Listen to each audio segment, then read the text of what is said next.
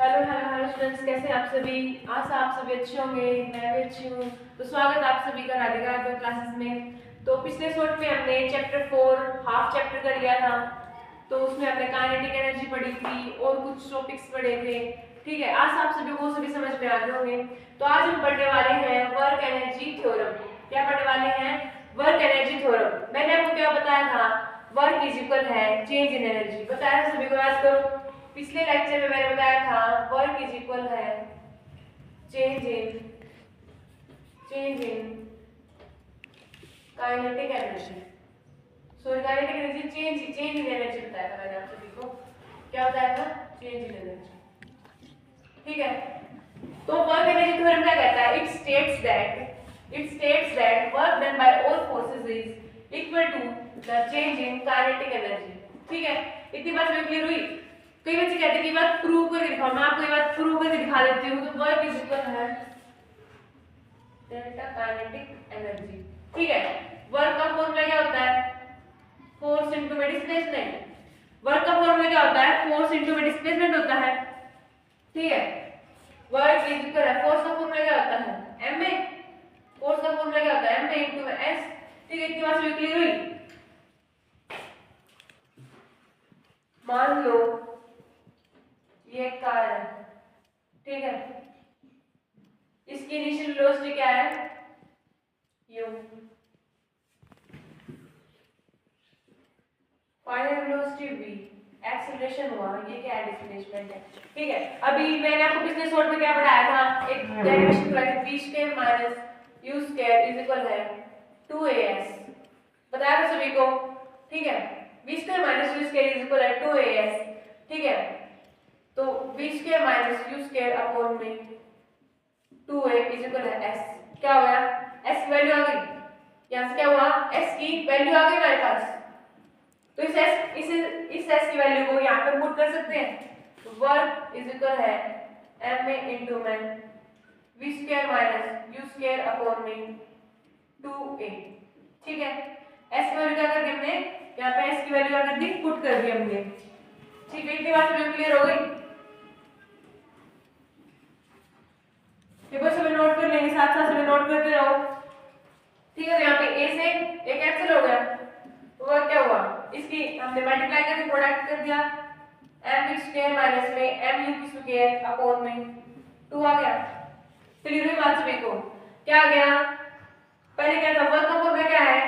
Delta kinetic energy. ठीक है, तो काइनेटिक वर्क का फॉर्मूला क्या है? Force into displacement. ठीक है, तो फोर्स का फॉर्मूला क्या है? m यहां पे हमने m पुट कर दिया इनटू में s, और फिर s वैल्यू हमने इस इक्वेशन से निकाल ली, इक्वेशन ऑफ मोशन से। ठीक है, फिर हमारा क्या आया? वर्क इज इक्वल है ma into v square minus u square upon में 2a। a से a कैंसिल हो गया, mv की स्क्वायर माइनस mu की स्क्वायर हमारा क्या आ गया?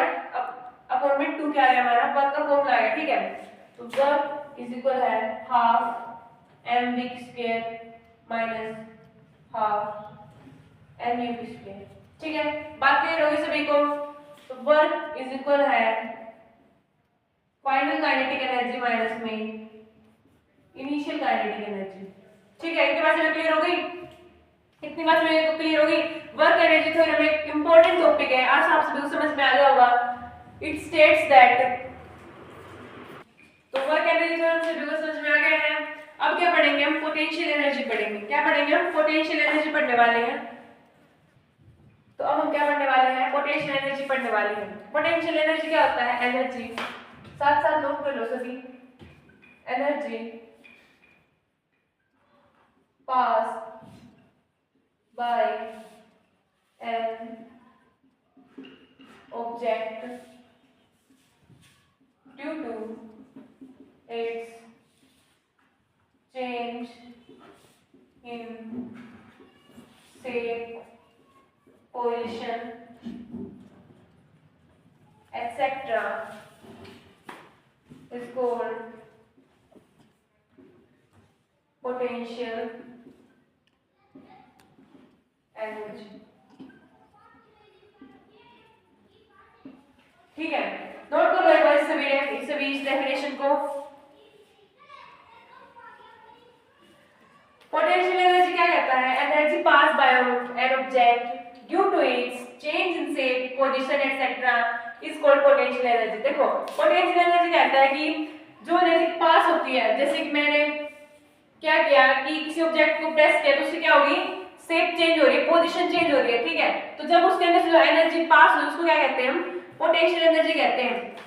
पोटेंशियल एनर्जी किसे कहते हैं, जब मैंने किसी ऑब्जेक्ट को क्या किया, उसके ऊपर फोर्स लगाया तो क्या हुआ, वो उसकी शेप चेंज हो रही है, पोजीशन चेंज हो रही है, ठीक है।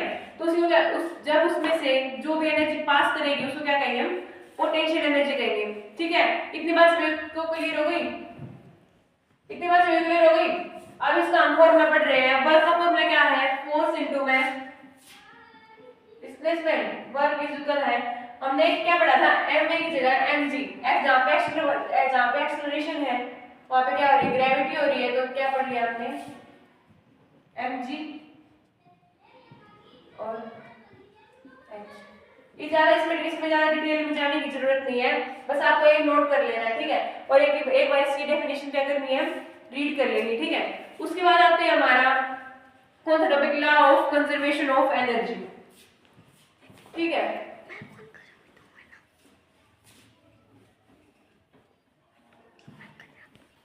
एक अच्छे से एग्जांपल से समझते हैं। जैसे मान लो कोई टीचर, आपने काम याद नहीं किया, टीचर ने आपको क्या किया, ऐसे थप्पड़ मारा है तो सीधा, ठीक है। और कुछ बच्चे क्या करते हैं कि थोड़ी सी एक्टिंग करते हैं, ऐसे ऐसे करके खाते हैं, तो दर्द कौन से थप्पड़ में ज्यादा होगा, ऐसे वाले में ज्यादा होगा, फिर ऐसे लगने वाले में ज्यादा होगा।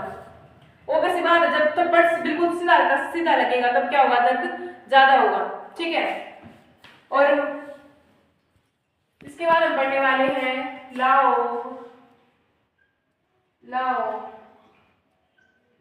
conservation of energy। Law of conservation of energy क्या कहता है, energy is neither be created or nor be destroyed. It can transfer one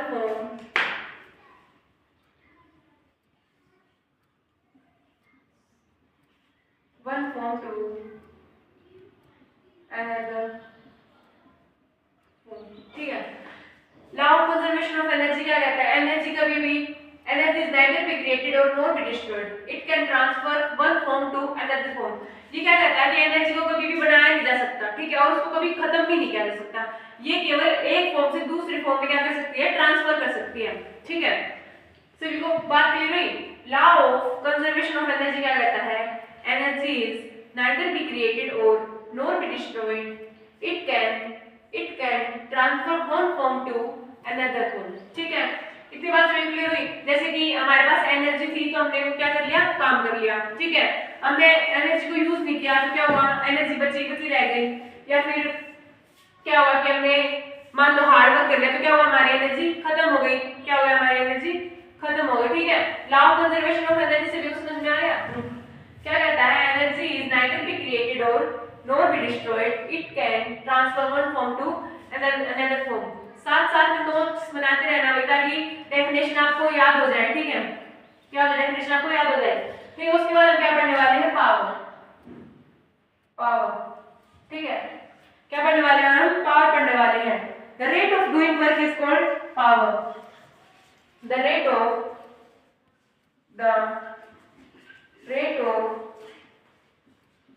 doing work is called power। तो एक पहले सभी मेरे क्वेश्चन का आंसर देंगे। यहाँ पे द रेट ऑफ का मतलब क्या है, यहाँ पे द रेट ऑफ का मीनिंग क्या है, मैंने आपको बताया था, ये वो तो है नहीं, मम्मी बाजार जा रही है सब्जी खरीद तो क्या कर रही है, ये सब्जी क्या रेट दी, ये सब्जी क्या रेट दी, ये क्या है, वो वाला रेट नहीं है। जहां पर अगर रेट ऑफ दिख जाए तो समझ जाना टाइम से डिवाइड है, क्या है, टाइम से डिवाइड है, ठीक है। जहां पर बी दिख जाए तो समझ जाना क्या है, टाइम से डिवाइड है, ठीक है। तो क्या कहता है, पावर क्या है, the rate of called power. क्या कहता है, the rate of doing work is called power. Power is equal है वर्क अपॉन टाइम। ठीक है, क्या करता है, work upon time, the rate of doing work is called power. ठीक है, क्या कहता है, the rate of doing work is called power. ठीक है, SI of power is vote.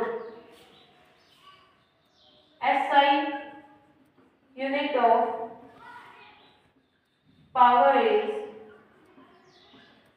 Vote.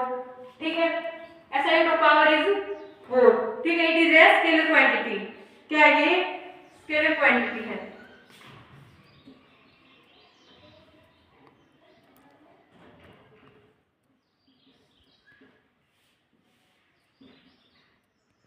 It is a scalar quantity। क्या it is a scalar quantity, क्या एक स्केलर क्वांटिटी है। ठीक है,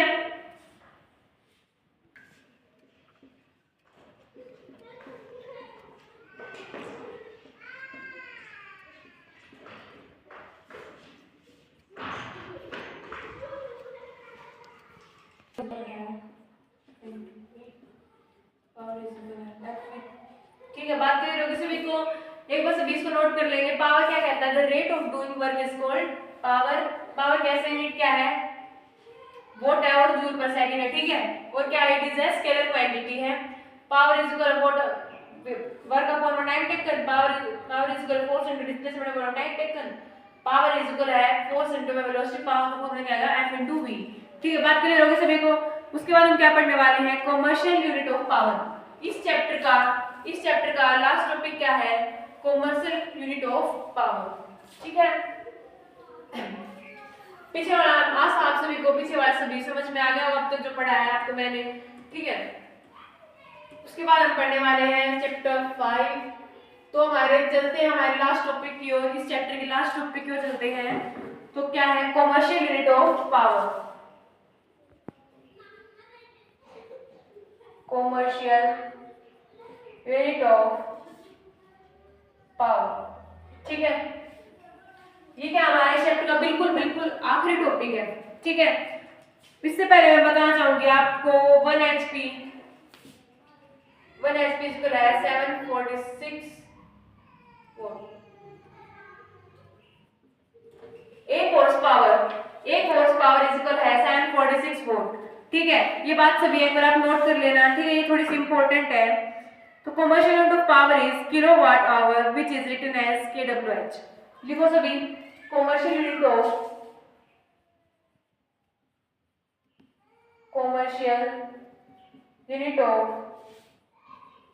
power is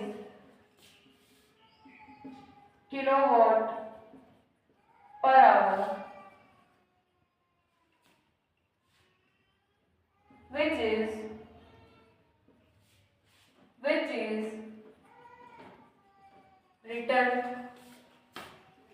is written as kW।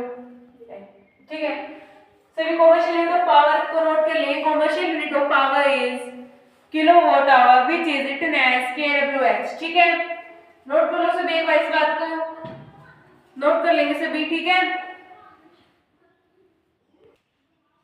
तो ये आपने सभी नोट कर लिया। ठीक है, तो कमर्शियल यूनिट ऑफ पावर कैसे आती है देखते हैं एक बार।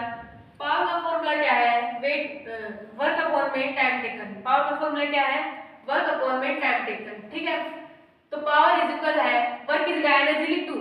वर्क क्या है, चेंज इन एनर्जी है, तो वर्क की जगह यहाँ पे एनर्जी लिख दूं, ऑब्वियसली बात लिख सकती हूँ।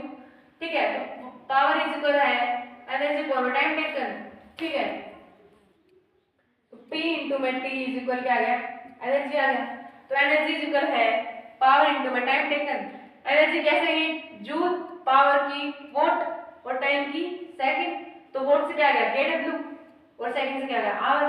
तो क्या आ गया हमारी kWh, हमारी क्या आ गई कमर्शियल यूनिट ऑफ पावर आ गई। ठीक है, SI unit of electrical energy is joule. Electrical energy की SI यूनिट क्या होती है, जूल होती है। ठीक है, पॉइंट क्लियर सभी को। इसी के साथ हमारा क्या होता है, टॉपिक आज का खत्म होता है। आज आप सभी को सभी जो टॉपिक्स हैं समझ में आ गए होंगे अच्छे से। तो एक बार फिर से एक बार हम हमारा रिवीजन कर लेते हैं। तो सबसे मैंने आपको क्या पढ़ाया था, वर्क एनर्जी थ्योरम। क्या पढ़ाया था आपको, work done by all forces is equal to the change in kinetic energy. ठीक है, उसके बाद हमने क्या पढ़ा था, पोटेंशियल एनर्जी पढ़ा था। पोटेंशियल एनर्जी क्या कह रहा था, energy pass by a body, energy pass by a body due to its change in same position etcetera is called potential energy. ठीक है, क्लियर हो गए पॉइंट। उसके बाद हमने पढ़ा था law of conservation of energy. Energy is neither be created और not be destroyed, it can transfer one form to another form. ठीक है, उसके बाद हमने क्या पढ़ा, power, the rate of doing work is called power. ठीक है, उसके बाद हमने पढ़ा है commercial unit of power. Commercial unit of power is kilowatt per hour which is written as kWh। ठीक है, बात क्लियर हो गई सभी को। इसी के साथ हमारा चैप्टर कंप्लीट होता है। आशा आप सभी को समझ में आ गया होगा। तो मिलते हैं फिफ्थ चैप्टर में। Bye bye all of you.